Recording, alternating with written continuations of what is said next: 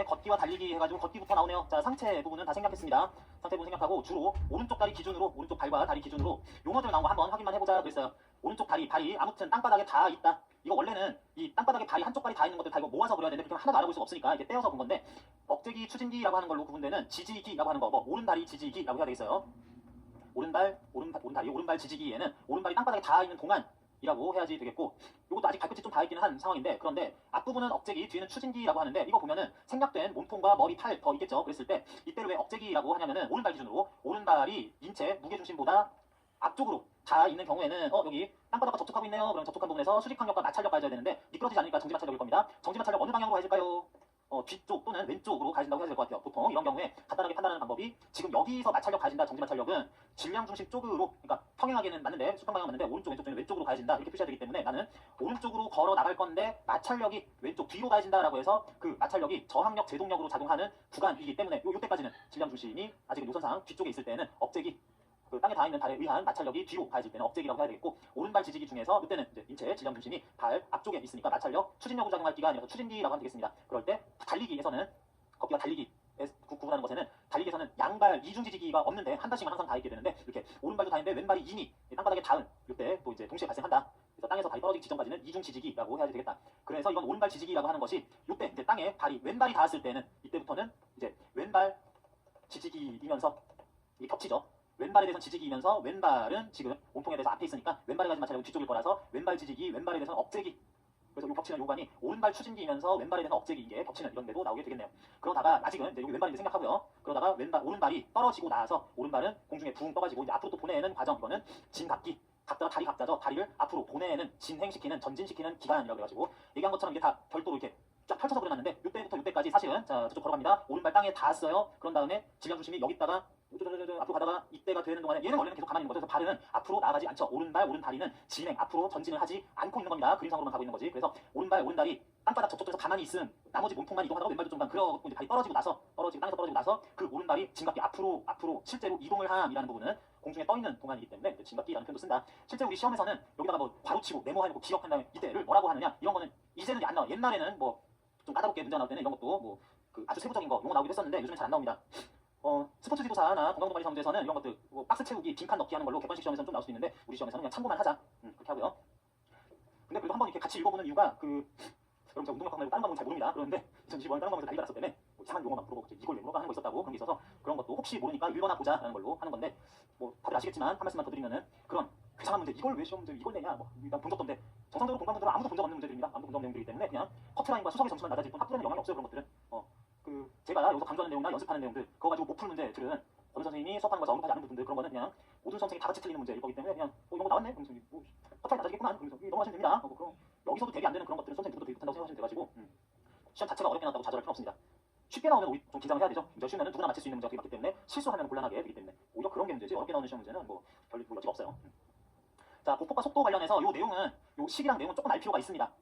자, 인체 전체에 어떻게 보면은 평균 속도라고 했을 때 적정 기간 동안에 그 평균 속도라고 할 수 있는데, 그 속도 몇 미터 퍼 세크로 나아가느냐 하는 것은 보폭 한 발당, 한 번 걸음당, 한 번 이만큼 가느냐, 한 번 걸음에 진각기에서 다리를 얼마큼 넓게 멀리까지 보내느냐, 그 거리를 보폭이라고 얘기할 건데, 보통 발 뒤꿈치에서 뒤꿈치 사이의 거리를 되게 마련이긴 합니다. 그러면서 왼발하고 오른발, 왼발 발꿈치 뒷부분에서 오른발 발꿈치 뒷부분까지를, 그걸 이제 보폭이라고 얘기를 해요. 뭐 오른발 딛고 왼발 생각하고 다음번 오른발까지 같은 발 사이의 거리가 아니라, 한 개의 보폭이라고 하는 거는 서로 다른 발 사이의 그 거리라고 해야 되겠다. 한 번 발 디딤까지 걸리는 거리를 이제 보폭이라고 얘기를 할 건데, 자, 한 번 다리 뻗는 동안에 갈 거리가, 그런데 그런 걸음을 몇 번이나 1초에 다다닥 가냐, 천천히 가느냐 하는 걸 이제 곱하면은 미터 퍼 세크 단위의 속도가 나올 텐데, 문제는 용어인데, 용어 보폭은 됐어요. 보수, 이게 문제입니다. 보수라는 게 문제인데, 정확하게는 보자가 걸음 보자 쓰고요. 숫자는 그냥 수예요. 횟수. 그래가지고 몇 걸음을 1초 동안에 몇 회만큼의 걸음을 걷느냐 곱하면 된다고 하는 건데, 자, 이 보수라고 하는 말은 엄밀하게 말하면 틀린 말입니다. 뭐 1초당 걸음 수라고 하는 거는 보수가 아니라, 요거 자체가 보수예요. 걸음의 횟수, 보수는 몇 회 하는 거고, 초당 보수이기 때문에 요 용어가 원래는 뭐여야 된다? 여러분 아는 용어 있으세요? 요게 보빈도여야 됩니다. 빈도, 걸음이 얼마나 빠르게, 자주, 횟수 많이, 횟수 적게 나타나느냐 하는 것이, 보빈도가 보수를 그만큼의 걸음을 걷는데 걸리는 시간으로 나눈 값 해가지고 보폭의 보빈도를 곱해야 속도가 나오는 게 맞아요. 전체 걸음의 그 인체 속도가 나오는 게 맞는데, 그런데 요렇게 되게 엄밀하게 용어를 쓰면서 서술하는 책이나 자료가 있고, 보빈도 대신에 보수라는 용어를 쓰는 걸로 쭉 설명해 나아가는 자료나 책도 있습니다. 이 공조는 그래가지고 이 보수는 실제 오늘 내가 뭐 하루 종일 몇 걸음 걸었다 그게 보수예요. 하루 종일 10,000보 걸었다, 2,000보 걸었다, 18,000보 걸었다 총 보수가 얼마다라고 할 때는 요 뜻으로 쓰이는 거고 내가 오늘 뭐 10,000보 걸었다라고 했는데 그게 요거 도빈도의 의미로 쓴 보수면은 1초에 10,000보 걸을 수 있는 사람은 존재하지 않습니다. 그럴 때 그때는 요거 얘기한 거였는데 초당 뭐 2걸음씩 걸었다라고 하면은 도빈도인데 요 용어 쓰고 있는 내용이구나라고 자료별로 이게 그냥 적당히 해석해줘야지 돼요. 이런 거 왜 통일을 안 하나 모르겠는데 요거는 그래서 이런 의미로 지금은 쓰인 그 자료의 내용을 그대로 따르고 있고요. 그러다 보니까 한 보 걸리는 시간이 뭐 오래 걸렸을 때, 적게 걸렸을 때 그럼 이쪽은 보빈도는 더 낮은 데고 한 걸음당 오랜 시간을 해서 1초당은 적은 걸음수 걸었을 거니까 이쪽은 저는 지금 용어를 그렇게 쓰고 있습니다. 보빈도가 높은 상황들 요럴 때라고 하면은 그러면은 보폭은 이럴 때, 보행 속도는 이럴 때를 비교하게 되면은 보폭이 똑같은 뭐 요 정도 요 정도의 한 1점 몇 미터, 1점 몇 센치 될 때에 보빈도라고 하는 거 곱하게 되면은 보행 속도 나타나는데 요거는 조금 증가할 때 그래도 보빈도는 그래도 상당히 증가하는 보행 속도 구성원에 이제 증가를 하게 되는 거고 뭐 어느 정도 보빈도가 증가할 때 보폭이 꾸준히 증가하는 게 아니라 좀 작아지게 되면은 그때 좀 곱이 급격하게 증가하는 것이 아니라 이제 그때부터는 좀 오히려 줄어들기도 하더라. 보빈도가 너무 많아지면 초당 보수가 너무 많아지면은 그 보폭을 더 크게 하거나 유지할 수 없기 때문에 최종 속도는 느려질 수가 있다. 그래가지고 가장 빠르게 경보, 속보 이런 거 할 때는 1보당 걸리는 시간을 작게 해서 보빈도를 적당히 키우는 건 좋은데 너무 욕심내서 키우면은 보폭이 따라가지 못하고 보폭도 그에 맞춰서 조금 줄어들어도 적당량 있을 때가 최대 걸음 속도를 만들어낼 수 있다. 여기쯤 최대 속도를 만들어낼 수가 있더라. 뭐 그런 얘기를 풀어서 그래프 풀어서 설명하고 있다 보시면 되겠습니다. 이 정도 공식하고 용어만 확인 한번 해보시라 그런 말씀드리고요. 에너지 소비량과 속도 우리 시험에서 안 나옵니다. 싹 그냥 안 보셔도 돼요. 그 인체의 그 소위 대사 에너지를 결국에는 또 근육을 쓰는 데 사용해가지고 이렇게 하면 얼마큼 에너지 사용하느냐라는 내용의 영역을 운동역학에서 지금 다루고 있지 않기 때문에 기출문제에서 그냥 다 무시하고 있기 때문에 운동역학 과목 교과서에서 설명하는 내용이긴 한데 그냥 뭐 그래요. 인체의 걸음이나 이런 다리의 이동은 진자 운동과 유사하다고 볼 수 있어서 어쩌고 하는 얘기들. 자, 지면발력은 우리 한 것처럼 수직지면발력, 수직항력, 수평지면발력, 마찰력을 특별히 땅바닥 지면이 가하는 수직항력, 마찰력을 수직지면발력, 수평지면발력으로 나눠서 얘기할 뿐인 거다라고 해가지고 이렇게 보시는 것처럼 수직방향의 힘, 수직지면발력, 수직항력, 수평방향의 힘, 마찰력이겠죠. 이런 식으로 가해지는 거 여러분이 하나 확인할 거는 지금 여기서 얘기하는 오른쪽 발에 가해지는 것으로서 요거 오른쪽 발 C 상태에서 요 상태 요 순간 이럴 때 그러다가 오른발 떨어지는 순간 요게 이때예요. 오른발을 짐갑기 지나서 앞에 짚는 순간이라서 여기 마찬가지고 여기 0뉴턴 기준으로 이렇게 되는 거라서 여러분 다른 거보다 257쪽에 나오는 그래프가 여러분 교재만 봤을 때 조금 어려워 보입니다. 조금 까다로워요. 이렇게 예쁘게 쫙 이렇게 일정한 일평선이 아니라 뭐 이렇게 얘는 또 뭔데 없어 왜 뭔데 여기서 생겨 이런 모양이 나와서 조금 어렵게 느껴질 수 있는데 최근에 나온 문제들 연속으로 2024학년도 5학년도에서 그래프 문제 한 개씩 꼭 나오고 있습니다. 그래가지고 그 문제들은 그렇게 막 엉망진창인 그래프가 나오진 않았는데 되게 예쁜 그래프들이 나왔었는데 이런 것도 어느 정도 해석하는 거는 볼 때마다 한번 확인해봐야 되겠습니다. 보니까 오른쪽 발에 가해지는 수직항력 마찰력이요. 그러니까 수직항력 마찰력 가해지는 오른쪽 발이 땅에 닿아 있어야 되는 거죠. 그래가지고 오른발이 닿아 있는 동안에 대해서 그 가해지는 마찰력이나 수직항력이나 마찰력 이렇게 쫙 이렇게 가로축부터 해가지고 그려봤습니다. 이렇게 할 건데 잠깐 점선 표시된 거는 왼발이 받을 수직항력이나 마찰력이요. 그러다 보니까 여기 보면은 오른발 닿는데 왼발도 아직 닿있는데 잠시 후에는 왼발이 이제 떨어지는 땅에서 떨어져서 왼발 진각기라고 할 수 있을 왼발 앞으로 이렇게 보내는 와중이니까 왼발 떨어져 있는 기간은 이때다. 그래서 요 아까 조금 전부터 이때까지는 양발 이중 지직이 있고 이때부터는 또 이중 지직이라고 할 수 있고 마찬가지 딱 따라가겠죠. 그렇게 하는 거라서 이 점선 표시된 거는 발이 이제 땅에 떨어져서 마찰력 수직항력 모두 안 받는 순간이구나라고 생각하면 되겠고 수직항력은 항상 위쪽으로만 작용할 거기 때문에 땅바닥이 발을 아래로 당기지 않죠. 그래서 위쪽으로 작용한다는 점에서 크기가 0, 1, 20, 40, 80, 100, 40, 60 뭐 하다가 이렇게 퍼졌다가 작아졌다 좀 왔다 갔다 해요. 근데 이거는 뭐 수직항력은 역시 수직지면발력은 크기가 계속 뭔가 이렇게 막 변하는구나. M자 모양이다 이런 것도 알 필요 없습니다. 그냥 크기가 일정하진 않으니까 뭐 이렇게 되겠구나. 걸을 때뿐만 아니라 앉았다 일어났다 이럴 때도 좀 그런 변화를 겪어요. 그러다 보니까 수직항력 값을 구해라라는 것에 대해서 어느 순간에 대한 상세한 자료가 나오지 않는 한은 상당히 수직항력의 평균 힘을 구하여라, 평균 수직항력을 구하여라라는 걸 물어볼 때가 많이 있겠구나. 라는 것도 그래서다라고 생각하시면 되겠습니다. 마찬가지.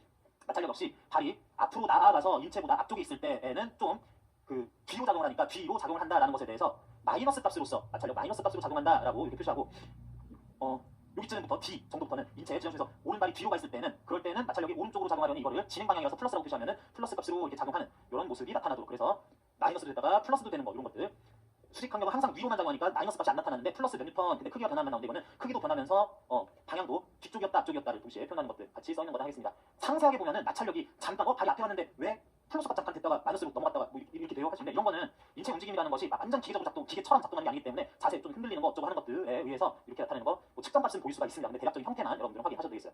이 같은 경우에 가장 모식적으로 나타내면은 마찰력 뒤로 작용하다가 앞으로 작용하다가 발 떨어진다 이 정도로 보실 수도 있습니다. 아주 평범하게 이렇게 매끈하게 그린 모양은 이렇게 되겠다. 그런 것들에 대해서 힘의 크기는 이렇게 된다라고 하는 것들이 시험에서는 뭐 이 정도까지는 아실 필요는 없어가지고 한 번 정도 읽어보세요라고 얘기하겠고요.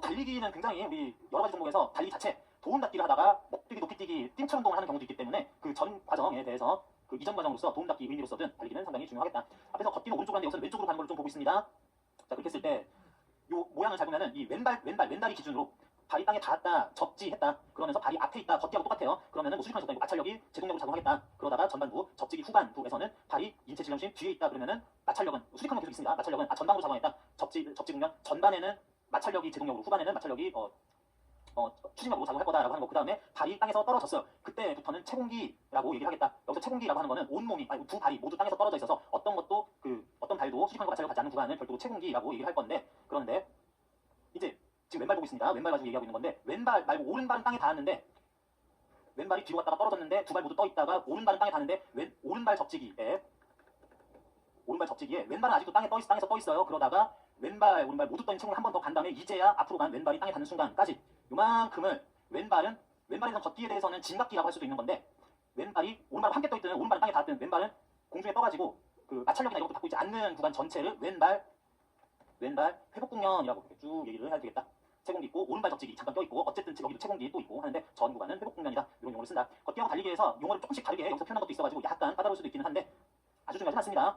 이런 용어가 만약에 쓰인다면 그건 이제 이런 상황을 나타낸 다음에 문제에서 서술하는 과정에서 얘기를 해주게 될 거예요. 그래서 이렇게 되는 부분에서 채공기가 있는 대신 두 발 이중 지지기가 없다. 그게 걷기하고의 차이죠. 걷기에서는 채공기 두 발 모두 떨어져 있는 기간이 없는 대신에 두 발 모두가 땅바닥에 닿아 있는 기간이 있다라는 거 차이가 있을 거다. 뭐 그런 얘기입니다. 그 정도만 알아도 되겠어요. 자, 관성 멘트 어쩌고저쩌고 하는 얘기 나오는데, 요거 관련해서는 관성 멘트 구하는 회전관성, 편집점 있어가지고 구하는 거 기출문제, 두 문제 정도, 약간 쉬운 문제, 조금 더 어려운 문제, 그리고 연습 문제는 되게 어려운 문제도 여러 개 있으니까 그런 걸로 관성 멘트에 대해서는 좀 생각하면 되고, 뭐 이런 내용들, 요거는 기출문제에서 아주 직결되는 그 서술 뒤에도 해놓긴 했습니다. 이런 것들은 해당 기출문제 풀면서 그 서술 그대로 읽는 것에서 확인만 해도 되겠어요. 그때 보고 요 내용으로 교재 정리해도 되겠습니다. 자, 여기서도 마찬가지, 어쩌고저쩌고 속도, 달리기니까 질주 속도라고 그랬는데 걷기에서 속도가 똑같은 거고요. 앞에서도 나오던 보폭 그대로 나왔고요. 보수라고 또 그랬습니다. 여기서도 달리기의 보수도 보빈도의 의미인데 보수라는 용어를 또 사용을 했다. 그래서 식이 똑같다. 식이 당연히 똑같다. 마라톤에서 어쩌고 100m 달리기 어쩌고 하는 얘기들 이 정도는 참고만 하고, 요즘 문제 추세는 각각의 종목은 이러이러하게 해야 된다. 특정 종목 마라톤 장거리 달리기보다 단거리 100m 200m 단거리 달리기는 이런 자세는 이런 또 차이가 있으면 이런 거를 일일이 서술로 밝혀주는 문제는 거의 안 나오고 있습니다. 그런 건 안 나오고 있으니까 그냥 지금 이런 상황이에요, 이거 그냥 수치 계산하세요 하는 것들만 나오고 있어가지고 이런 것들은 여러분 상식적으로나 그냥 상황적으로 읽어보고 이해만 하면 되겠다. 수학용까지는 아니겠다라고 했습니다. 이 내용들은 일과 효율, 속도 변화 어쩌면서 에너지 복귀 되겠구나. 에너지 대사를 통해서 발휘하는 에너지에 대한 그런 소비 에너지에 대한 역학적 에너지의 발현 그런 비율 안 나오죠. 그러니까 달리기 같은 경우에 당연히 속도는 빨라졌다 느려졌다 할 수 있고 등속 운동하는 구간도 있으니까 운동 에너지가 증가하는 건 알겠는데, 위치 에너지 평지에서 달리더라도 순간순간은 좀 이렇게 꿀렁꿀렁 하는 게 있어가지고 위치 에너지는 올랐다 내렸다 하긴 하는데 평균적으로는 위치 에너지는 변함은 없다라고 해야 되고, 순간순간 다 보면은 위치 에너지 정도는 동시에 증가된다라고 해야 되겠습니다. 요거 관련한 문제가 연습 문제 중에서 뭐 걷기 한번 이렇게 진행하는 과정에서 사람의 뭐 운동량은 일정하냐 변할 거냐, 알짜 힘 또는 가운동량은 일정할 거냐 변할 거냐, 그 OX 문제처럼 나오고 보존된다 보존되지 않는다 있습니다. 그게 요거를 염두에 두는 문제라고 볼 수 있겠고요. 출발 지면 발면 달려 열심히 뛸시다 하는 거고요. 100m 달리기 잘해야죠. 뭐 그런 얘기고요. 주동근 찾는다든지 하체 동작 상체는 또 어떻게 해야 되는 거냐, 앞에서 잠깐 크라우칭 스타트 같은 것에 대한 얘기들도 요새 그 정도 보면 되고, 여기 부분들 쭉 다 읽어보면 되겠습니다. 높이뛰기 같은 경우에 수직 속도가 V였다면은 그 상태에서 최고점의 높이, 최고점까지의 변이라고 해야 되죠. 높이라기보다는 최고점까지의 변이. 여기서 쓰는 거는 이런 속도로 질량중심이 출발하면은 그 이후에 질량중심이 도달할 수 있을 높이로 나온 거기 때문에 실제 높이뛰기 기록 자체는 땅바닥부터 재야 되는 거라서 H에다가 최초 도약 순간 질량중심 높이 더한 값으로 답을 해야지 되겠습니다. 그렇든 않든 최고점 변이 H 값은 이런 거 정리하면은 2G분의 V제곱 또는 G는 어차피 10쓸 거니까 20분의 V제곱, 이때 V는 수직 속도라는 거. 높이뛰기이긴 한데 우리 소위 점프 스팟, 수직 점프에서도 도약 순간, 이지 순간 속도를 가지고 이렇게 가지고 이후 최고점의 변이, 최고점까지의 변이 H값 이거 그냥 써도 괜찮고요. G는 다 이런데 이런 공식에 넣을 때는 다 플러스식으로 해가지고 넣어야 되겠고요. 이건 그렇게 해서 활용만 하자. 높이뛰기 워낙 자주 나오니까 이렇게 하고요. 킥력과 하지 반동력과 뭐 그렇구나 하면 됩니다. 뭐 탄성 에너지 어떻게 된다라고 하는 거 시험에서 이 탄성 에너지까지 언급하면서 나오는 문제는 출제가 거의 안 됩니다. 될 일이 없겠다. 뭐 발구름에서 이제 반동을 이용한다라는 얘기도 나오는데 뭐 이것도 뭐 지금 그렇게 중요한 내용 같지는 않고요. 넘어가서 높이뛰기를 좀 보고 싶어서 그러는데 문제도 풀고 싶은데 할 말이 보니까 많네요. 자, 요 모양에 대해서 많은 교재에서 희한하게 높이뛰기 관련해서는 이 부분을 상세한 설명을 해준 교재가 많아요. 그렇다는 얘기는 그런 교재로 수업하거나 공부하 교재를 쓰신 교수님들이 출제자로 시험 들어가면은 조금 어려운 거 한번 내볼까? 그럴 때는 이런 내용들 참고할 수도 있는 거라고 할 수 있겠는데 굉장히 좀 구석진 내용이라고 할 수도 있는데, 보험 닫기는 신나게 했습니다. 그런 다음에 도약 순간 이후에는 어떻게 해가지고 잘 넘어가겠지 하면서 이거는 등을 아래로 해서 뛰는 대면 뛰기까지는 아니고 이제 앞으로 얼굴 정면, 인체 정면을 아래로 향하면서 뛰는 자세를 보여주고 있네요. 자세 조금 달라질 수 있는데 앞에서 쭉 달려오느라고 달려오던 마지막 속력, 수평 속력이 있었던 거 요거까지는 있었다 치고 그래서 운동 에너지는 충분히 형성되었다 치고요. 소위 운동 에너지 아니 여기 뛸 건데 뭘 그렇게 열심히 달려오냐 그랬을 때 운동 에너지를 위로 뛰는 걸로 방향 전환을 통해서 높이 뛸 수 있는 위치 에너지로 전환하는 과정이 요 발구름 자세에서 다 나타나기 때문에 이거는 한번 확인을 해보자. 그래서 원래는 뛰어오고 있었는데요. 그러느라고 도움 닫기 하고 있었던 속도가 VX가 있었다. 요 VX 수평 방향으로 도움 닫기에서 달리고 있었죠. 그랬는데 지금까지는 앞으로 빨리 달리는 것만 신경 쓰고 있었는데 자, 오른발은 들었어요. 그래서 이제 이 땅에서 들어서 놀고 있습니다. 그림상으로는 왼발, 이 지지하는 발이 전체 인체에 대해서 앞쪽에 가 있네요. 앞쪽에 가 있습니다. 그래서 전체 저 인체는 이렇게 기울어진 상태다. 이쪽으로 뛰어다니는데 기울어진 상태다라고 할 수 있어요. 이런 모양으로 나타나는 게 이제 반드시 하나 포함이 될 건데, 이때 지면발력은 어떻게 가해질 거냐? 지면발력, 수직지면발력, 수평지면 합친 거. 그리고 이쪽이라고 했는데, 수직지면발력은 일단 수직항 이렇게 가해질 거고, 요 순간 수평지면발력 인체 여기 있네. 그럼 마찰력 그냥 이쪽, 수평지면 이쪽 하면 됩니다. 그러다 보니까 적당히 잘 합치면은 그 전체 지면발력은 요 뛰어야 되는 쪽 뒤로 위로 하는 거, 그거 이렇게 나타낸 건데, 나타냈다기보다는 뭐 그렇게 되기는 하는 건데, 이런 힘 때문에, 자, 이거 좀 별도로 생각하는 거예요. 이런 힘이 몇 초 동안 가해지면, 그러면 이 힘에 의한 충격량이 그 방향으로 지면발력 곱하기 시간 해가지고 나타날 거고, 자, 이거는 별도로 생각을 하면서 이런 힘에 의한 충격량을 운동량 변화로 생각을 할 때, 이걸 다시 질량으로 나누면, 충격량을, 지면발력에 의한 충격량을 질량으로 나누면 이만큼의 속도 변화 효과가 나타나겠다. 그게 요 얘기예요. 요 얘기예요. 지면발력에 의해 유발된 반작용 속도라고 했는데, 뭐 그냥 반작용 지워도 됩니다. 내가 땅을 디디니까, 그래서 지면 발력이니까 내가 땅을 미는 것에 대한 반작용 힘 때문에 만들어진 속도, 그것 때문에 만들어진 속도 변화가 이만큼이 더 있을 거다. 뭐라고? 원래 그 직전까지는 이런 속도, 수평 속도로 달려오고 있었는데, 지면 발력에 의해서, 지면 발력에 의한 충격량, 아예 상황도 없었습니다. 충격량 어쩌고 시질하면 속도 변화한 게 이만큼의 속도 변화 효과가 나타날 거다. 원래 있었던 것에서 저만큼의 속도 변화 된 상황, 100% 합성하면은, 이게 나중 속도가 될 거다. 중심, 최종 중심이 이동하는 속도, 질량 중심의 속도, 말이 조금 어려우면은 질량 중심 속도, 이렇게 될 거다 하겠습니다. 자, 이렇게 해석하는 방법도 있어요. 그래가지고 뭐냐, 달리다가 오른쪽 간 속도가 있는데 도움닫기를 하려다 보면은 필연적으로 좀 이렇게 뒤로 위로 가는 힘이 이렇게 생기게 되는데, 그렇게 될 때 뒤로 가지는 힘 때문에 도움닫기 속도가 충분하지 않았었으면은, 도움닫기 속도가 충분하지 않아서 작았었으면은, 그래서 받은 지면발력에 의한 속도 변화, 효과에서 받는 속도 변화가 이만큼, 이 정도 있었다고 했을 때 합성하면은, 이만큼에서 이만큼 더 변한 속도 합성하면은 그게 이렇게 돼가지고, 뭐 이렇게 돼가지고 좀 느릿느릿하다가 최대한 자세 똑같잖아요. 점프하면은 갑자기 다다다다 살살살살 달려다가 띠용 이렇게 뒤로 갑자기 뛰게 돼가지고 앞으로 가면서 그래도 높이 뛰어야 되는, 이걸 못 넘는다는 뜻입니다. 그 얘기하는 거예요. 그래서 이런 속도가 있었는데 제동력 영향을 좀 받았어도, 마찰력 영향을 받았어도 이 정도 속도로 앞으로 나아가면서 위로도 속도를 충분히 만들어낼 수 있다. 그 얘기를 하고 있는 게 이쪽 설명이에요. 좀 독특한 설명입니다. 지면발력의 작용과 도움닫기 효과, 그것에 의해서 높이 뛰기 과정에서 영향받는 거, 요거 하는 거 조금 까다로운 설명일 수도 있어가지고, 요거는 여러분들 뭐 좀 특이한 설명, 높이 뛰기 그 발구름 자세에 대한 것으로서 하나 확인 좀 해봤으면 좋겠어요. 보통의 것들은 단순 계산들은 쉽게 할 수 있는데, 이건 특이해서 좀 상당히 알아봤고요. 뭐 운동량 전이 해야 되겠지, 어쩌고 하는 것들, 오늘 읽어보기만 해도 되고, 이런 것들은 이제 순간순간 계산해야 되는 거, 용어들, 뭐 확인 문제들은 충분히 풀릴 수 있을 겁니다. 착지할 때는 조심하자, 뭐 그런 얘기고요. 이거 아닌데, 그림 어딨지? 아쉬웠네. 제가 지웠나 보네요. 우리 264쪽에 264쪽 최상단에 높이뛰기 자세, 공중 자세에 대해서 이렇게 표현을 하고 있습니다. 자, 이거를 계속 높이뛰기는 이렇게 한쪽으로 달려가다가 뛰는 모습을 나타냈는데, 뛰는 순간에는 사람이 똑바로 서 있을 때 질량 중심이 여기다 그랬는데, 이제 그 자세 기준으로 이렇게 뛸 때 전방 위쪽 방향으로의 속도는 질량 중심 속도가 똑같다고 치고, 그래서 높이는 최대한 이 정도까지 갔다가 풍선동에서 내려올 수 있다는 것은 모두 다 똑같은 상황이라고 합시다. 그랬는데 여기서부터 올라갈 수 있는, 이렇게 올라올 수 있는 최대 수직 변이가 이 정도다라고 그랬을 때, 향후 공중에서 내 자세 변화를 통해서는 그 질량 중심의 포물선 운동 경로와 최고 높이 속도를 내가 영향을 줄 수 없어서, 일단 뛰고 나서는 이후에 네 동작이 뭐가 되든 다 이 정도 높이까지 최대 높이를 뛸 수 있다라고 하자. 그랬는데 그 이후의 자세를 그림에서 본 것처럼 이렇게 달려오다가 점프한 다음에 싹 이렇게 구부렸어요. 그래서 앞에서 봤을 때 몸을 굽힌 자세 이렇게 하고요. 그 다음에 약간 옆으로 뛰면서 다다다 해서 똑같은 속도로 뛰었는데, 그 다음에 몸 싹 돌려가지고 으이차 하고 이제 넘어가려고 해가지고 내가 자세가 다리 이런 식이 됐어요. 하는 경우, 그리고 그보다 조금 더 몸을 뒤친 경우, 그리고 엎드려 뛰기 요래를 하는데 내가 몸을 더 많이 숙이면서 이렇게 넘어가려고 하려는 동작 만들었을 때 하고, 그 유명한 이제 대면 뛰기, 등을 뒤로 해가지고 뛰기 하는데, 그러면서 등을 뒤로 해가지고 등을 아래쪽으로 하나 이렇게 해가지고 뛰어넘는 모습이라서, 그 바를 넘어갈 때 순간에 대해서 이렇게, 여기가 등이고요, 몸이 이렇게 된 경우, 팔도 이렇게 좀 이렇게 높이 되고 이렇게 했을 때, 각각의 자세에서 질량 중심의 높이 위주로 위치가 어떻게 되나 봅시다. 이렇게 된 자세는 자세가 여기가 질량 중심이겠죠. 이렇게 하면 한 여기 정도 질량 중심 있겠고, 이렇게 하면 질량 중심 여기쯤 있겠고, 등을 많이 휘고 다리 이렇게 많이 이렇게 과신전한 상태가 되면 질량 중심 여기쯤 있을 것 같습니다. 자, 그렇게 된다고 했을 때 그런 질량 중심이 몸통에 대해서는 이런 위치 또는 몸 밖에 위치하는 상황이 되는데, 그런 질량 중심은 최고점에서 높이가 여기여야 돼라는 것들은 도약수만 정해져 있다라고 하는 거죠. 그럼 이거를 그대로 갖다 붙이는 거죠. 질량 중심이 요거가 되도록 이제 요거 기준으로 거꾸로 그려보자. 이런 자세. 질량 중심 여기면서 몸통 이렇게 되고, 몸통 이렇게 되고, 발 이렇게 한 자세, 엎드린 자세, 머리 넘기고 이렇게 된 자세, 대면 뛰기, 뭐 질량 중심 여기면서 몸통 이렇게 되는 건가 하는 자세. 이렇게 그려봅니다. 그렇게 했을 때 물론 이제 이런 거에 다리는 조금 다르게 하겠지만, 이렇게 하면서 뛰어넘을 수 있는 높이는 질량 중심을 다 통일시킨 상태에서 그거 기준으로 자세를 다시 만들었을 때, 뛰어넘으려면 인체 제일 하단 부분이 바보다 높아야 되니까, 이렇게 해서 넘을 수 있는 바는 요 높이에 설치된 바가 최대한이다. 요거 넘고 요건 넘는데 요거는 걸린다. 그래서 네 기록은 이거야 하고 끝나버린다는 거죠. 이렇게 하면 요 다리는 그래도 좀 동작할 거니까 이 몸통 엉덩이 부분 요 정도 되는 것까지 넘을 수 있겠다. 똑같은 질량 중심 높이인데 이렇게 하면은 인체에 이렇게 하니까 여기 이제 넘어간 이유라고 하면은 요런 바에 몸통이 이제 걸릴 수 있으니까 요런 높이 이렇게 하면은 이게 유연하게 이렇게 넘어간다면은 질량 중심 여기지만 여기에 요 정도 높이 되는 바도 걸리지 않고 넘어갈 수 있을 거다라고 해가지고 그 도약하는 순간에 인체 능력 발휘할 수 있는 속도, 만들어내는 속도는 다 똑같다고 하더라도 이후 자세에 대해서 첫 번째 도약 이후 최고 높이, 질량 중심 최고 높이는 이후 자세가 어떻게 되더라도 다 똑같다. 그런데 바를 넘는다 높이뛰기라는 것은 인체 바에 걸릴 수 있는 최하단의 높이가 어떻게 되느냐와 관련이기 때문에 똑같은 속도를 내는 상황에서도 이때가 기록이 가장 좋게 나올 수 있겠다. 오히려 질량 중심 높이보다도 더 낮은 데 있는 것까지 넘을 수 있다. 그보다 더 높은 데 있는 바도 넘을 수 있다. 그런 것들에서 그림으로 이렇게 설명을 해주었습니다.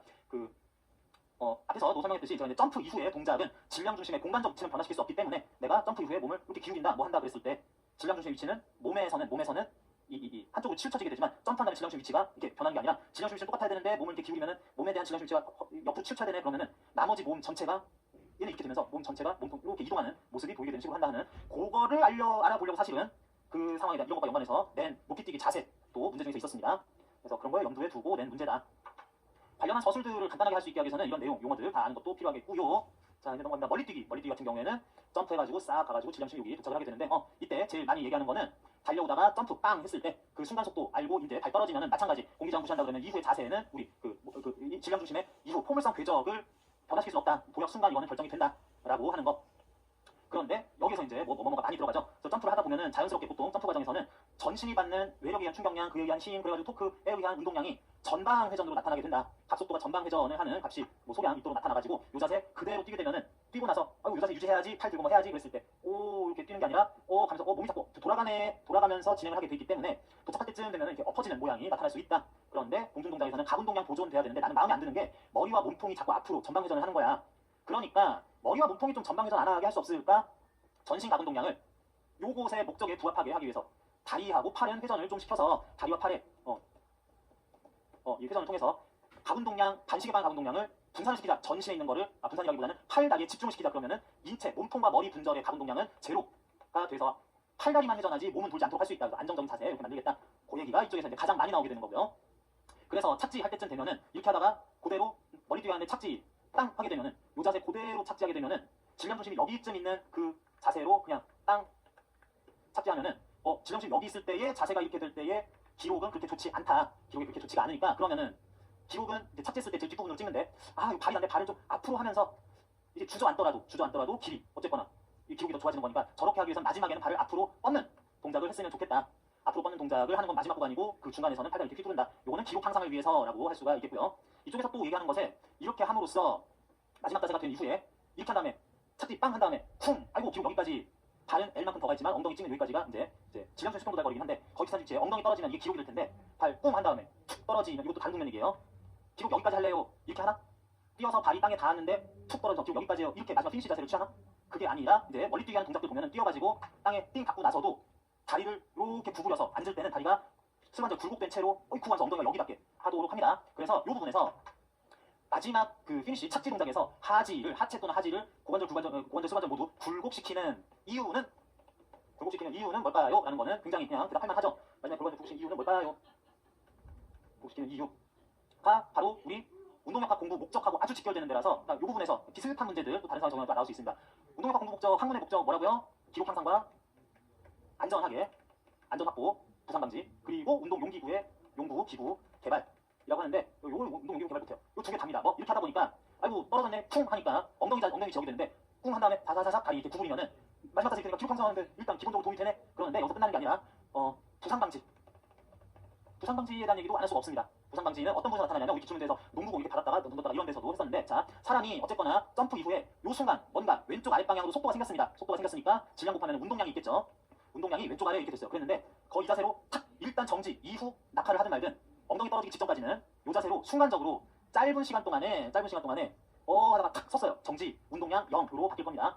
자 그렇다는 얘기는 왼쪽 아래로 운동량이 있다가 제로로 짧은 시간 동안에 바뀔 거예요. 다리 쭉 펴가지고 꾹 하니까 닿자마자 멈춘다고 할 수 있으니까 그러면 저 과정에서 중력은 잠깐 무시할게요. 그 과정에서 발 부분에서 받는 수직항력과 마찰력, 지면발력 요쪽 방향 이 친구가 적당한 저 지면발력이 오래판 지면발력이 저 짧은 시간 동안 힘을 가한 거 이것이 알짜기라고 보면 중력은 잠깐 무시합니다. 하면은 그게 운동량 변화다. 아랫방향으로 MV만큼이던 게 제로로 변하는 딱 그 방향이네. 요게 우체가 받은 충격량으로 그대로 표시가 되는 게 이제 표현이 될 거다라고 하겠습니다. 그러니까 MV 크기만큼의 운동량 변화가 MV에서 제로로 되는 데 이렇게 있을 거니까 내가 받는 발 부분, 뒤꿈치 발 부분이 받는 지면 발력의 크기가 작은 시간분의 운동량 변화만큼으로써 작은 시간분의 MV만큼이 될 거다. 그러니까 이 시간이 작으니까 굉장히 짧은 시간 내에 큰 힘을 갑자기 빵 받을 거다라는 뜻인데, 근데 발은 일단 땅바닥에 이제 닿았어. 그랬는데 운동량이 이거야. 근데 다리를 구부리는 데는 아무래도 조금 더 가면서 시간이 닿자마자 정지하는 것보다는 시간이 조금 더 걸릴 거다. 시간이 더 길게 걸리면은 자 착지 순간까지 속도는 똑같아요. 그래서 MV였던 운동량이 다리 구부리는 과정에서 속도가 제로가 돼가지고 일어선 운동량이 최종적으로 0으로 바뀌는 건 똑같습니다. 운동량 변화는 똑같은데 이때 적정한 지면 발력을 받으면서 시간이 오래 걸리게 될 거예요. 빠박 바로 정지하는 것보다는 0점 몇 초겠지만 다리가 구부러지는데 걸리는 시간이 라지 t만큼으로 조금 더 오래 걸릴 거다. 그러면은 마지막 그 자세 변화만 있는 거지 MV만큼의 운동량이 제로로 되느라고 운동량 변화가 MV인 거는 똑같은 상황에서 시간을 더 오래 쓰면서 내가 받을 평균 지면 발력은 큰 시간분의 같은 크기의 운동량 될 거라고 한다면은 내가 받았을 발이 땅한테 땅 받았을 지면 발력의 크기가 훨씬 작겠다. 땅이라는 애가 나를 때리는 힘의 크기가 두 번째 요런 거를 통해서 기록을 향상하는 것과 함께 안 아프네 라는 상황이 될 거다. 그래서 부상 방지까지도 얘기할 때는 운동량과 충격량이 운동량 변화는 자세별로 다를 리가 없는데 그렇게 변화돼 버리는 시간의 크기가 달라지게 되면 받는 평균 힘이 크거나 작거나 작은 힘을 받는다 안 아프겠다라는 거랑도 연결이 된다라는 것에서 두 가지 효과를 기록이 더 좋아지는 것과 부상을 방지하는 효과를 모두 받을 수 있는 장점이 있겠다. 이런 부분의 논점을 똑같은 식으로 거의 똑같은 두 개가 있죠. 기출문제 중에서 공이 똑같은 질량의 똑같은 속도의 공이 그냥 날아오는데 내가 그냥 턱 잡았을 때 이게 짧은 시간 동안에 공을 정지시킨 상황이라고 할 수 있고, 그러면 내가 공도 마찬가지인데 내가 그것에 의한 반작용 충격량을 또 받을 거고 충격력과 충격량을 받을 거고 공이 날아오는데 이거를 내가 받고 팔을 이렇게 공이 날아오면서 이렇게 뒤로 빼면서 받았을 때 그럴 때는 공이 완전히 멈출 때까지 시간을 더 늘리면서 했을 때 평균 충격력이 크다 작다 손이 아파 좀 덜 아파 안 아파 하는 상황이 되는 거 운동량 충격량 관계 운동량 변화로 표현하는 거 이거 하나 있었고 농공 날아오는 거 내가 손으로 잡을 때 이거는 비교하는 거 아닌데 내가 잡고 손을 뒤로 뺐다가 앞으로 다시 던지는 거 이런 부분에서 평균 충격력이 어떻게 했느냐 하는 것도 계산할 수 있는 유사한 문제 상황이 야구공을 받는다. 농구공을 받았다가 다시 던져서 패스를 한다. 멀리뛰기라고 아예 다른 구기 종목과 뭐 육상 종목인 것처럼 전혀 다른 얘기를 하는 것 같은데 우리 물리나 운동역학에서는 분석하는 방법에 대해서 운동량 충격량으로 접근합시다 라고 하면은 풀이가 똑같아지게 됩니다. 이런 것까지도 다를 게 없다라는 거를 여러분들이 알 수 있으면 알아채실 수 있으면 이제 이거 처음 보는 종목인데 라는 것에 대한 두려움은 전혀 가질 필요가 없는 것으로 될 거예요. 자 그래서 이런 얘기들 하는 거 앞에서 쭉 나오고 있고 공중동작 이렇게 해야 돼요. 이래요 저래요. 공중동작 중에는 가운동량 보존 쓰는 거 또 얘기를 하는 거 정리해놨습니다. 경기력 결정 요인 잘해야지. 열심히 해야죠. 이런 것들이 있다라고 하는데 이거 외우는 거 아닙니다. 저도 못 외워요. 자 이거 몇 칸짜리지 뭐 있지 저 못 외웁니다. 따져볼까요 해가지고 그 준비 단계 도움 닫기 발굴은 공중동작 착지까지 따로 이렇게 구분해서 적용해야 될 값들이 다 달라지는 이 정도만 알지 정확하게 표 자체로 외우진 않습니다. 그렇구나. 도움 닫기는 여기 열심히 달린다 하고 발굴과 공중동작 이렇게 좀 나눠서 볼 수 있을 중간중간 내용들이 있겠다. 자 그런 내용들 265쪽에서 설명하고 있고요. 266쪽 그림 이렇게 보면서 그 순간에 또 이제 족관절 막 보고 어쩌고 저쩌고 하면서 슬관절 고관절을 보면서 굴곡 신전 어떻게 하고 있냐 그래서 주동근이 뭐겠냐 이런 것들도 또 모든 동작 자세에 대해서 적용하는 거 여기서도 할 수 있겠습니다. 자 그래서 이것들 관절 운동 주동근 찾기 계속 물어보시는 분들 또 있고 계속 있으실 텐데 이런 것들은 차근차근 나올 때마다 한 번씩 더 알아보는 걸로 하겠습니다. 그래서 이런 것들이 있다. 던지기 투포환 관련해서 작년에 그 실전모의고사 문제도 하나 내긴 했었는데 그것도 투포환 던지기 과정에 대해서 얘기할 겁니다. 그런데 자 투포환 공이 있어요. 쇠공이 있습니다. 이거를 잡고 있다가 던질 거예요. 그러면서 던지는 순간까지 지금부터 던질 순간까지 몇 초 동안 얼마큼 내 힘도 주니까 얘 속도가 비슷해가지고 이전에 폼 선수한다 이런 얘기 할 텐데 자 여기까지 이렇게 던지는 과정 저것도 뭘 것 같아요? 뭐 적응하는 문제일 것 같아요? 또 아까 전에 한 얘기예요. 공이 정지해 있었다. 근데 중력은 무시해도 괜찮을 수 있는 조건을 내줄 거예요. 근데 내가 손으로 미는 힘을 몇 초 동안 또는 공의 변이가 이 힘을 몇 미터 이동하는 동안 받았기 때문에 이제 폼을 쏘는 동의 최초 속도가 얼마가 됐으니까 날아가가지고 상대 투사 높이가 플러스가 마이너스다 그래가지고 어디까지 가니까 그건 나중 얘기고 여기까지 간 동안 정지했던 공이 속도가 생겼다. 가속 운동으로 볼 수도 있지만 질량 곱하면 운동량이 생겼다라고 한다면 얘는 운동량이 왜 생겼니? 운동량이 왜 변했니? 내가 힘을 가해서요. 이 힘이 몇 초 동안 충격량을 가하니까 운동량이 변한 거예요. 라고 하면 앞에 건 반대죠. 움직이던 물체가 운동량이 있다가 없어지는 운동량 변화. 그건 이런 힘에 의한 충격량 때문. 이 종목이 아예 달라도 던지는데 어떤 운동량이 생기는 운동량 변화. 그것도 뭔가 외력에 의한 충격량 때문. 시간 계산하고 평균 힘 계산하고 그래가지고 뭐 일이나 에너지 계산할 수 있겠지만 그런 것들로 나타나는 거기 때문에 투포환이나 이런 거라서 특별한 다른 내용이 없습니다. 이런 기간, 준기기, 시작기, 미끄럼기 등등이 있음 하는 거는 그러려니 하는 거. 그 세부 종목에서 특정 동작에 대한 이런 분석한 것들 이런 것들은 그 종목을 상세하게 분석하는 자료로 이렇게 예시 자료로 대학 교재 교과서에 있어서 그렇지 이런 것들 그래서 나보고 어쩌라고 하면서 그때 무슨 종목이 나올지 모르니까 그냥 보시면 됩니다. 투포환 되게 중요하다 이런 것까지는 아니고 뒤에 투 해머 나오는데 해머 던지기 그림도 이렇게 나오고 던지는 자세에 대한 설정도 이렇게 되면서 앞에서 투포환 등등 이런 거에 비해서 문제 낼 만한 거리가 어디에 있을 것 같다? 요거든 저거든 해가지고 얘가 도니까 원운동, 각속도, 가가속도, 구심력, 원심력, 선속도 이런 것들 물어보게 되네요. 각변이 물어볼 수도 있는 거고 도는 거에 집중해서 이제 m r분의 v제곱 m r 분해가지고 값으로 원심력, 구심력 크기 자료 가지고 구하면 되는 거고 두 자세의 차이점이 뭘까요? 그랬을 때 이거 좀 물어볼까요? 자 이렇게 해머를 내가 줄을 이렇게 잡고 팔은 한 요 정도로 하고 줄도 이렇게 한 거 합쳐가지고 몸통까지 이만한 길이라고 합시다. 이 상태에서 요 길축으로 해가지고 이게 뺑뺑뺑뺑 이렇게 돌다가 던질 거예요. 내가 엉덩이를 빼고 그래서 어깨부터 팔 줄까지의 길이는 똑같은데 회전축을 이용해서 엉덩이를 빼고 좀 이런 자세로 가지고 뺑뺑뺑 돌게 되면은 얘가 돌게 될 반지름이 L1 돌게 될 반지름이 L2로 서로 다르게 되어 있습니다. 짧고 길죠. 이것 때문에 해머가 원운동하는 동안에 받을 영향 하면은 뭐 있을 것 같아요? 뭐 있을 것 같아요?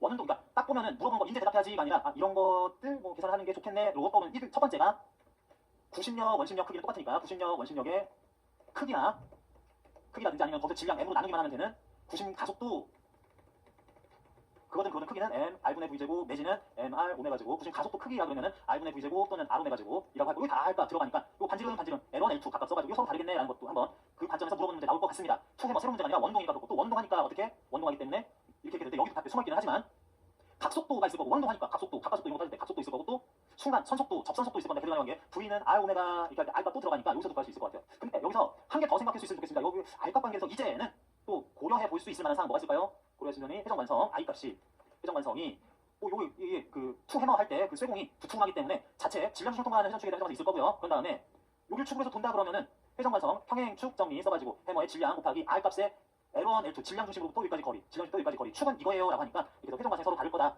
회전관성이 다르면 정지 있던 해머, 각속도 제로, 속도도 0이었던 거를 내가 어떻게든 이제 돌려서 속도, 각속도를 만들어내야 되는데, 그러기 위해서 줄을 통해 가야 되는 장력, 그냥 토크 효과 똑같이 낼 수 있더라도 이게 회전관성이 클 때 작을 때 내가 얘한테 줄 수 있을 각가속도, 형성할 수 있는 각가속도가 다르게 되겠네. 그런 것들 또 더 떠오르겠고. 그래서 그런 것에 영향을 받아서 최종적으로는 던지기 직전에 v 값이나 오메가 값이 각속도나 선속도 크기가 어떻게 결정이 되겠다, 정제가 전정되게 되는 과정에서. 그런데 던지는 순간 최대한 멀리 날아가게 하기 위해서 중요한 거는 각도 같은 것도 중요하지만 각속도가 아니라 선속도죠. 각속도가 컸다 그래가지고 뭐 무조건 멀리 가는 게 아니라 발사되는 순간에는 그래서 땅을 얼마나, 손에서 떠날 때 얼마나 빠르게 출발을 했는지에 따라서 어디까지 갈지가 결정되기 때문에, 그래서 마지막 순간 뭐 90 이런 것도 있지만 마지막 순간의 선속도는, 각속도 말고 선속도는 어떻게 아직 동안 극대화할 수 있을까에 대해서 이거 스파이크나 야구, 테니스 이 스트로크 하는 과정에서도 마찬가지인데, 그 스트로크 타격하는 지점의 속도 내지는 이런 것들도 이런 전제가 좀 쓰입니다. 내가 이런 적당한 L값에 반지름을 지형심부터 지형심까지 거리를 가지는 그런 회전관성 물체를 적당한 토크를 주고 어쩌고 해가지고 이래서 원운동을 한동안 하게 했어. 구심력, 원심력 있는데, 근데 그러다가 마지막에 던지는 순간에 열심히 해서 만들어낸 각속도는 최종 던지는 순간, 던지기 직전